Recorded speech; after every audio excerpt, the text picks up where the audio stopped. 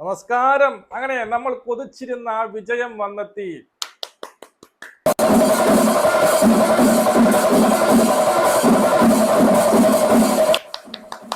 അമ്മാണ് രണ്ട് കൊട്ടടിക്കാൻ വേണ്ടി തരിച്ചിരിക്കുകയായിരുന്നെ കൈകള്. 5, 6, 7 കളിയുണ്ട് ഇങ്ങനെ തോറ്റ് തൊപ്പിയിട്ട് വരികയായിരുന്നു. അങ്ങനെ നമ്മുടെ ഒണ്ട എത്തിയപ്പോൾ നമ്മൾ തന്നെയാണ് നമ്പർ 1 എന്ന് വീണ്ടും തെളിയിച്ചിരിക്കുന്നു. സത്യം പറഞ്ഞ വെരി വെരി കംഫർട്ടബിൾ ആയിട്ട് ഇന്ത്യ തോൽപ്പിച്ചു എന്നുള്ളതാണ്. ഒരിടത്തും ഒരു ടെൻഷനും ഇല്ലാതെ വളരെ ഈസി ആയിട്ട് തോൽപ്പിച്ചു വിട്ടു എന്നുള്ളതാണ്. ഒണ്ടയില് നിങ്ങൾ ആരും നമ്മുടെ അടുത്തൊന്നും അല്ല എന്നും തെളിയിച്ചു. അതായത് ആ ബുംറ എന്ന് പറയുന്ന ഒരു വ്യക്തി വന്നപ്പോൾ തന്നെ ആ ടീം എന്തോ ഒരു വലിയൊരു മാറ്റം സംഭവിച്ചു പോലെ അല്ലേ. ഈ T20യിൽ നിന്ന് മാറി ഇപ്പോൾ നമ്മുടെ ഒണ്ടയിലെ പ്ലേയേഴ്സിനെ കാണുമ്പോൾ തന്നെ അതും ഇതും തമ്മിൽ ആനയും ആട്ടും കുട്ടിയും തമ്മിലുള്ള ഒരു വ്യത്യാസം നമുക്ക് കാണാൻ സാധിക്കുന്നുണ്ട് എന്നുള്ളതാണ്. ആ ടീം കാണുമ്പോൾ തന്നെ നമുക്കൊരു കോൺഫിഡൻസ് കിട്ടുന്നുണ്ട് എന്നുള്ളതാണ്. അതുമല്ല ടീമിന്റെ പെർഫോമൻസ് ആകപ്പാടെ മാറി എന്നുള്ളതാണ്. ഇനി നിങ്ങൾ കണ്ട ശിവൻ ദൂബെ ചാടി ഡൈവ് ചെയ്ത് ഫീൽഡ് ചെയ്യുന്നു, എറിഞ്ഞ് ഡയറക്റ്റ് കൊള്ളിപ്പിക്കുന്നു. കണ്ടിട്ടുണ്ട് മറ്റേ അങ്ങനെ ഇങ്ങനെ നടന്ന ശിവൻ ദൂബെ അവ ഇന്ന് എറിഞ്ഞത് കണ്ടോ? ഇന്ന് അവന്റെ ബൗളിംഗ് കണ്ടോ? നല്ല രീതിയിൽ ബൗളിംഗ് കൊടുത്തിരിക്കുന്നു, നല്ല രീതിയിൽ അവൻ ഫീൽഡ് ചെയ്തിരിക്കുന്നു. ബാറ്റിംഗ് ഇറങ്ങാനുള്ള അവസരം കിട്ടിയില്ല. ക്യാപ്റ്റൻസി നമുക്ക് വളരെ വളരെ എടുത്തു പറയാനുള്ള ഒരു സാധനമാണ് ക്യാപ്റ്റൻസി. ഈ ഒരു കളിയിൽ സത്യം പറഞ്ഞു കഴിഞ്ഞാൽ ഏറ്റവും കൂടുതൽ ആരെ പുകഴ്ത്തണം എന്ന് വെച്ച് കഴിഞ്ഞാൽ ക്യാപ്റ്റൻസിയെ. ശുഭ്മാൻ ഗിൽ എന്ന് പറഞ്ഞ ക്യാപ്റ്റനെ പുകഴ്ത്തണം. ഏത് സമയത്താണ് ബൗളേഴ്സിനെ ചേഞ്ച് ചെയ്യുന്നത്, ബൗളേഴ്സിനെ കൊണ്ടുവരുന്നത്, പിന്നെ ബാറ്റിംഗ് ആയിക്കോട്ടെ, എല്ലാം കിട്ടില്ല ക്യാപ്റ്റൻസി ആയിരുന്നു എന്നുള്ളതാണ്. മറ്റേ നമ്മളെ T20 ടീം കണ്ടപ്പോൾ എല്ലാവരും ഒരു പ്രഷറൈസ്ഡ് ആയിരുന്നു അല്ലെ. എന്തൊരു പ്രഷർ കുക്കറിൽ ഇരുന്ന് കളിക്കും പോലെയാണ് നമുക്ക് തോന്നിയത്. കാരണം എപ്പോഴും ഔട്ടാവുമെന്ന് അറിയില്ല, ബൗൾ ചെയ്യാനുള്ള ഒരു കോൺഫിഡൻസ് ഇല്ല, ഫീൽഡ് ചെയ്യാൻ കോൺഫിഡൻസ് ഇല്ല. കാരണം ബോൾ പൊങ്ങി വരുമ്പോൾ ക്യാച്ച് കിട്ടുമോ എന്നുള്ള പേടി, പിന്നെ ബാറ്റ് വീശി അടിക്കാനുള്ള പേടി, ഇതൊക്കെ വരുത്തി വെച്ചത് ആരാണ്?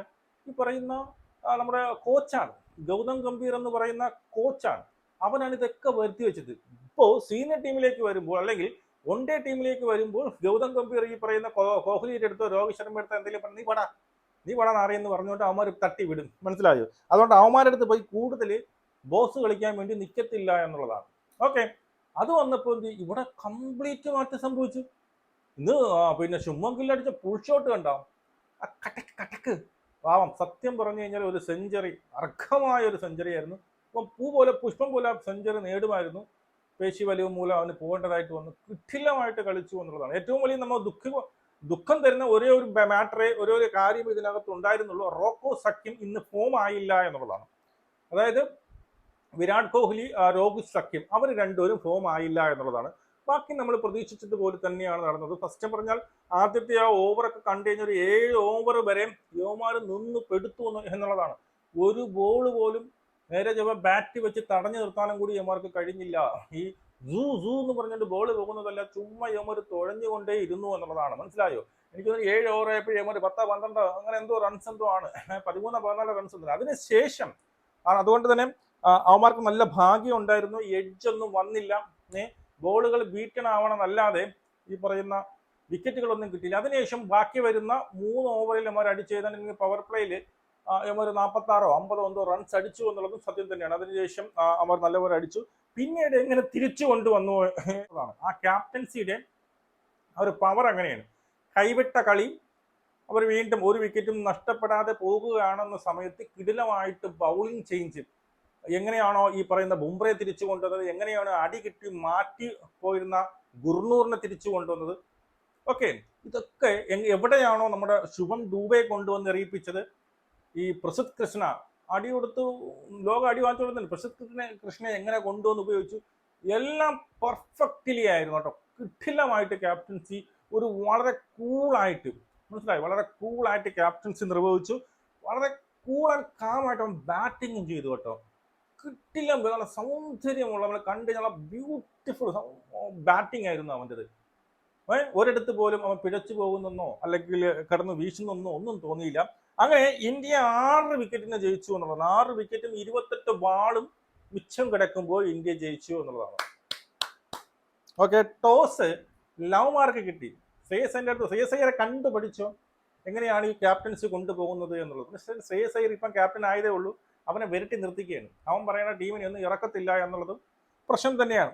ഓക്കെ, അപ്പോൾ ടോസ് അവന്മാർ കിട്ടി, അവന്മാർ ബാറ്റിംഗ് തിരഞ്ഞെടുത്തു. അപ്പോൾ ശുഭം ഗിൽ എന്താ പറഞ്ഞത്? ഞാൻ അല്ലെങ്കിൽ ബൗൾ ചെയ്യാൻ വേണ്ടി തന്നെ തീരുമാനിച്ചത് എന്ന് പറയുന്നു. നമ്മൾ T20 എങ്ങനെയാണ് നേരെ തിരിച്ചായിരുന്നു. ഇന്ത്യക്ക് എല്ലാ ടോസും കിട്ടി, ഇന്ത്യ പറയാൻ എനിക്ക് ബൗളിംഗ് വേണം. മറ്റേ പറയാം നമ്മൾ അല്ലെങ്കിൽ ബാറ്റ് ചെയ്യാൻ വേണ്ടി ഇരുന്ന് തന്നെ ടോസ് കിട്ടണം കിട്ടാത്തേക്ക് ഒരുപോലെ തന്നെയായിരുന്നു. പക്ഷെ ഇവിടെ അങ്ങനെ നേരെ തിരിച്ചു സംഭവിച്ചു എന്നുള്ളതാണ്. അങ്ങനെ ഇംഗ്ലണ്ട് ബാറ്റിംഗ് തിരഞ്ഞെടുക്കുന്നു. ഈ ഡക്കറ്റ് പിന്നീട് 45 ബോളിൽ 43 റൺസ് അടിക്കുന്നു. 2 6ഉം 6 4കളൊക്കെ ചേർന്ന് ഒരുപാട് അവസരങ്ങളൊക്കെ ഉണ്ട്. ദൈവം സഹായിച്ച് അതുവരെ പോയി എന്നുള്ളത്. അതിന്റെ ക്യാച്ച് എടുത്തത് ബുംറയാണ്, മനസ്സിലായോ? ആ ക്യാച്ച് കിടലം ക്യാച്ച്, അത് ഒരു ഓവറിൽ 2 വിക്കറ്റ് തള്ളിയത്. ഗുർണൂറിന്റെ ഒരു ഓവറിൽ 2 വിക്കറ്റുകളാണ്. 2 ഓപ്പണർമാരെയും തള്ളിയിട്ടുകൊണ്ടാണ് ഗുർണൂറിന്റെ തിരിച്ചു വരവ് നടത്തിയത്. അതിന്റെ പ്രധാന നമുക്ക് അതിന്റെ ക്രെഡിറ്റ് കൊടുക്കാനുള്ള മറ്റാർക്കുമല്ല, ക്യാപ്റ്റനായ ശുഭം ഗില്ലിനാണ് ആ ക്രെഡിറ്റ് കൊടുക്കാനുള്ളത് എന്നുള്ളതാണ്. മനസ്സിലായോ? ഓക്കെ, അപ്പൊ എങ്ങനെയാണ് ബൗളേഴ്സിനെ ഉപയോഗിച്ചതെന്ന് നമ്മുടെ ശ്രേയസ് അയ്യർ കണ്ടുപഠിക്കണം. ബേത്തൽ നമ്മുടെ T20 തിളങ്ങിയതല്ല, ഇവിടെ കിടന്ന് തിളങ്ങാണെന്ന് പറ്റില്ല. ഇവിടെ അണ്ണം വേറെയാണ്, മനസ്സിലായോ? ബുംറ നിങ്ങളെ എറിഞ്ഞ് നിങ്ങളുടെ മാനസിക ആ സ്ഥിതി എന്ന് ഡൗൺ ആക്കുമെന്നുള്ളത് സത്യമാണ്. അവൻ 14 റൺസ് മാത്രമേ എടുത്തുള്ളൂ, 31 ബോള് നേരിട്ടു എന്നുള്ളത്. ഒരു 6 ഒരു 4 അടിച്ചിട്ടുണ്ട്. ജോ റൂട്ട് അറിയില്ല, എപ്പോഴും ഈ പറയുന്ന ഒണ്ടയിലെ ജോ റൂട്ട് എന്ന് അവനെ തള്ളിയിടാൻ വലിയ പാടാണ്. അവൻ നിന്ന് കഴിഞ്ഞാൽ മല പോലെ നിൽക്കും എന്നുള്ളതാണ്. അവൻ ഇപ്പോഴും നോട്ട് ഔട്ട് ആയിരുന്നു. ഒരു റിട്ടേൺ ക്യാച്ച് ഈ പറയുന്ന ശിവം ഡൂബയുടെ ഓവറിൽ ഉണ്ടായിരുന്നു, അവൻ അത് വിട്ട് കളഞ്ഞു എന്നുള്ളതാണ്. അപ്പൊ ജോ റൂട്ടാണ് അവരുടെ ടോപ്പ് സ്കോറർ 76. ഹാരി ബ്രൂക്സ് അവന്റെ ക്യാപ്റ്റൻ ആയിരുന്നു. കൃത്യമായിട്ട് പ്ലാൻ ചെയ്ത് 3 ബോളുകൾ, മൂന്നാമത്തെ ബോളിൽ അവനെ തള്ളിയിട്ടു. അവിടെ രോഹിത് ശർമ്മ കാണിക്കുന്നുണ്ട്, ആ കണ്ടോ എന്ന് പറഞ്ഞുകൊണ്ട് രോഹിത് ശർമ്മ ശുഭം ഗിൽ. അപ്പൊ കൃത്യമായിട്ട് ഇവൻ ഇങ്ങനെ എറിഞ്ഞു കഴിഞ്ഞാൽ അവൻ അവിടെ കേച്ച് തരുമെന്ന് അവർ വളരെ കാൽക്കുലേറ്റ് ചെയ്ത് അതിന്റെ ഒരു ഫലമാണ് അവിടെ കിട്ടിയത്. നമുക്കത് കാണുമ്പോൾ മനസ്സിലാവും. അപ്പൊ അങ്ങനെ വളരെ നാണം കെട്ടാണ് അവരുടെ ക്യാപ്റ്റൻ കൂടിയായ ഹാരി ബ്രൂക്സ് എന്ത് ചെയ്തു, ഔട്ടായി പോയത് എന്നുള്ളതാണ്. ജോസ് ബട്ട്ലർ 5 റൺസ് എടുത്തോളൂ. സാം കറനൊക്കെ വന്ന് ഡക്ക് പോയി. അവിടെ വന്നൊക്കെ ഭയങ്കര പോരായിരുന്നു T20. ജോസ് ബട്ട്ലർ T20 പോരായിരുന്നു. ഇവിടെ കളിച്ചോ? ഇല്ല. ഹാരി ബ്രൂക്സ് T20 ഭയങ്കര തേങ്ങയായിരുന്നു, കളിച്ചോ? ഇല്ല. പിന്നെ മനസ്സിലായില്ല. പിന്നീട് ഒരു പാർട്ണർഷിപ്പ് ഡാട്സണും ഈ പറയുന്ന നമ്മുടെ യവനും ജോ റൂട്ടും കൂടി ചേർന്ന ഒരു പാർട്ണർഷിപ്പ്, അതായത് 107-6 ആയിരുന്നു എന്നുള്ളതാണ്. 107-6 ആയിരുന്നു. 16.4 ഓവറിൽ 107-6 ആയിരുന്നു എന്നുള്ളതാണ്. അതിനുശേഷം യുവമാര് ഏതാണ്ട് 228 എടുത്തപ്പോഴാണ് അടുത്ത വിക്കറ്റ് പോയി. 43 ഓവർ കഴിഞ്ഞിട്ടാണ് അടുത്ത വിക്കറ്റ്. 150 റൺസിന്റെയും ഒരു പാർട്ണർഷിപ്പ് എടുത്തു എന്നുള്ളതാണ്. 228 ആകുമ്പോൾ ഏതാണ്ട് 120 റൺസിന്റെ ഉൾപ്പെടെ പാർട്ണർഷിപ്പ്. ആ പാർട്ണർഷിപ്പ് കൊണ്ടാണ് ഇത്രയും റൺസ് അവന്മാർ അടിച്ചെടുത്തത് എന്നുള്ളതാണ്. ഓക്കെ, പിന്നെ ഇതിനകത്ത് ഏറ്റവും എടുത്തു പറയാനുള്ളത് നമ്മുടെ ബൗളിംഗ് നോക്കുകയാണെങ്കിൽ നമ്മുടെ ഗുർണൂറിനാണ് ലാസ്റ്റ് ബൗളിംഗ് കിട്ടിയത്. അവന് 9 ഓവറിൽ 61 റൺസ് വിട്ടു കൊടുത്ത് 2 വിക്കറ്റ് എടുത്തു. ലാസ്റ്റ് ഓവർ അവന് എറിയാൻ വേണ്ടി കൊടുത്തു. ലാസ്റ്റ് അല്ല, അവന്റെ ലാസ്റ്റ് ഓവർ. ആ സമയത്ത് അവന്റെ പേശി വലിയ മൂലം അവൻ മാറിയതിനു ശേഷം ആ സമയത്താണ് ആര് വന്നത്, നമ്മുടെ അക്സർ പട്ടേൽ വന്നത്. അക്സർ പട്ടേൽ ആ ഒരു ഓവറിൽ 2 വിക്കറ്റ് എടുത്തത് കൊണ്ട് തന്നെ അടുത്ത 2 ഓവർ പിന്നീട് എന്താണ്, അതുകൊണ്ടാണ് യുവമാർ 47.5 ഓവറിൽ ആൾ ഔട്ട് ആയത്. അല്ലെങ്കിൽ 2 ഓവർ ഈ ജോ റൂട്ട് വന്ന് അടിക്കുമായിരുന്നു എന്നുള്ളതാണ്. അപ്പൊ അത് നമുക്ക് ഈ പറയുന്ന ഉപകാരമായി എന്നുള്ളതാണ്. മനസ്സിലായോ? അത് നമുക്ക് ഉപകാരമായി. പിന്നെ ബുംറയുടെ കേസ് വെച്ചാൽ വെറും 9 ഓവർ മാത്രമേ എറിഞ്ഞത്. 31 റൺസ് വിട്ടുകൊടുത്തുകൊണ്ട് ഒരു വിക്കറ്റ് തള്ളിയിട്ടുണ്ടെങ്കിൽ അണ്ണ എറിഞ്ഞ് കയറ്റി കൊടുത്തിട്ടുണ്ട് എന്നുള്ള. പ്രസിദ്ധ് കൃഷ്ണ എന്ന് ഭയങ്കര ഏറിയായിരുന്നു കേട്ടോ. പിന്നെ 10 ഓവറിൽ 50 റൺസ് മാത്രം വിട്ടുകൊടുത്തുകൊണ്ട് 2 വിക്കറ്റ് പ്രസിദ്ധ് കൃഷ്ണ തള്ളിയിട്ടു. ഇവർക്കൊന്നും ഫസ്റ്റ് സ്പെല്ലിൽ വിക്കറ്റ് ഇല്ലായിരുന്നു. ഇവൻ തിരിച്ചു കൊണ്ടുവന്നാണ് ഈ വിക്കറ്റൊക്കെ എടുപ്പിച്ചത് എന്ന് നിങ്ങൾ ആദ്യം മനസ്സിലാക്കണം. ഓക്കെ, പിന്നെ ഗുർണൂർ 61 റൺസ് വിട്ടുകൊടുത്തുകൊണ്ട് 2 വിക്കറ്റ് എടുത്തു. ശിവം ദൂബെ 6 ഓവറിൽ വെറും 27 റൺസ് വിട്ടുകൊടുത്തുകൊണ്ട് 1 വിക്കറ്റ് എടുക്കുന്നു.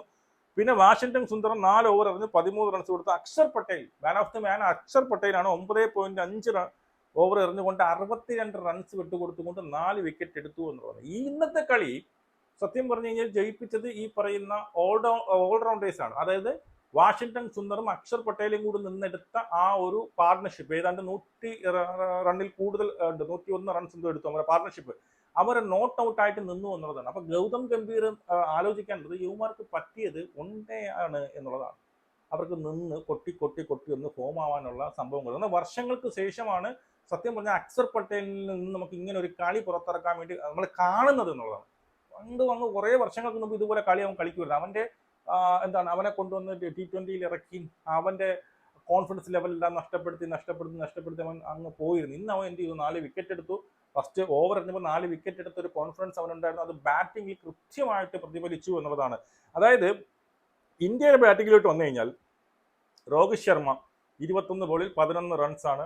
6 അടിക്കാൻ ശ്രമിച്ചപ്പോഴാണ് പോയത്. കുഴപ്പമില്ല, അവൻ കൊടുത്തോളും. ശുഭം ഗിൽ പറയാതിരിക്കാൻ പറ്റില്ല, 80 റൺസ് റിട്ടയർ ഹെട്ടാണ് ആയത്. 75 ബോൾ മാത്രമേ നേരിട്ടുള്ളൂ, ഒരു 6ഉം 11 4. 11 4 ആണെങ്കിൽ 11 4 ഉണ്ട്, ക്ലാസിക് 4 ആയിരുന്നു കേട്ടോ. വിരാട് കോഹ്ലി സത്യം പറഞ്ഞാൽ പേസിൽ ബീറ്റൺ ആയതാണ്. ജോഫ്ര ആർച്ചറിന്റെ ബൗളിങ്ങിലാണ് വിരാട് കോഹ്ലി പോയത്. വിരാട് കോഹ്ലി ഈ രോഹിത് ശർമ്മ പോയ ഉടനെ തന്നെ വിരാട് കോഹ്ലിയും ഔട്ടാകുന്നു എന്നുള്ളത്, രണ്ടുപേരും പെട്ടെന്ന് ഔട്ടായി. ശ്രേയസ് അയ്യറും ഈ പറയുന്ന ചുമ്മം ഗില്ലുമായിട്ടുള്ള ഒരു പാർട്ണർഷിപ്പും അതാണ് ഇന്ത്യയെ കരകയറ്റിയത് എന്ന് പറയും. ശ്രേയസ് അയ്യർ റൺ ഔട്ട് കയറുന്നത് എന്റെ ദേഹത്ത് എറി കൊള്ളുമെന്ന് പറഞ്ഞിട്ട് മാറിക്കൊടുത്തു. പ്രിയാന്തായി മര്യാദയ്ക്ക് ഓടിയെടുക്കാനുള്ള റണ്ണായിരുന്നു. അവൻ നേരെ തിരിഞ്ഞു നോക്കണം, ആര് എറിയണം നോക്കിയപ്പോൾ ബോൾ നേരെ പറഞ്ഞ് മാറിക്കൊടുത്തു, സ്റ്റമ്പിക്കൊള്ളുന്നു, സ്റ്റമ്പിക്കൊണ്ട് ഔട്ടായി. അപ്പൊ പെട്ടെന്ന് എന്ത് ചെയ്തു, ശ്രേയസ് അയ്യർ ഔട്ടാവുന്നു. അതിനുശേഷം വന്ന നമ്മുടെ KL രാഹുലും പെട്ടെന്ന് എന്ത് ചെയ്തു, ഔട്ടായപ്പോ സത്യം പറഞ്ഞാൽ ഒന്ന് പേരൊന്ന് ഒറ്റ റിട്ടയർഡ് ഹട്ടായി പോയി. 4 പേര് ഓൾറെഡി ആയിട്ട് മൊത്തം 5 എണ്ണം ഔട്ടായി എന്ന് കരുതിക്കോ. പിന്നെ നിൽക്കുന്നത് അക്ഷർ പട്ടേലും ഈ പറയുന്ന വാഷിംഗ്ടൺ സുന്ദറുമാണ്. അവരെ ഒരു വിക്കറ്റ് പോയി കഴിഞ്ഞാൽ പിന്നെ വരുന്ന 11 ശിവൻ ഡൂബയാണ്. അടിച്ച് ഇല്ലെങ്കിൽ ഇല്ല. പക്ഷേ ഇവന്മാര് പിന്നെ വിക്കറ്റ് ഒന്നും തള്ളിയിട്ടില്ല. വളരെ കിടിലമായിട്ട് കളിച്ചു എന്ന് തന്നെ പറയാം. കൊട്ടിയാലും അമിതമായി കൊട്ടിയില്ല. റൺസ് ഇങ്ങനെ പിന്നെ സ്ട്രൈക്ക് റൊട്ടേറ്റ് ചെയ്തുകൊണ്ടേയിരുന്നു. ആവശ്യമുള്ള സമയത്തൊക്കെ അടിച്ച് അക്ഷർ പട്ടേൽ അടിച്ച 6 ഒക്കെ കിടിലം 6 ആയിരുന്നു. ആർച്ചറിനെയൊക്കെ വന്ന് തുടർച്ചയായി 2 4 അടിച്ചൊക്കെ സൂപ്പറാണ്. പിന്നെ അവർക്ക് കോൺഫിഡൻസ്, അക്ഷർ പട്ടേലിന്റെ പഴയ കോൺഫിഡൻസിലേക്ക് വന്നു. അങ്ങനെ ഇന്ത്യ സൂപ്പറായിട്ട് ജയിച്ചു എന്നുള്ളതാണ്. ബൗളിംഗ് അവമായിട്ട് ബൗളിംഗ് നോക്കി കഴിഞ്ഞാൽ ആർച്ചറിന് 60 റൺസ് വിട്ടു കൊടുത്തിട്ട് ഒരു വിക്കറ്റ്, നമ്മുടെ ടങ്ക് 50 റൺസ് വിട്ടു കൊടുത്തിട്ട് ഒരു വിക്കറ്റ്, സാം കരൺ 55 റൺസ് വിട്ടു കൊടുത്ത ഒരു വിക്കറ്റ്.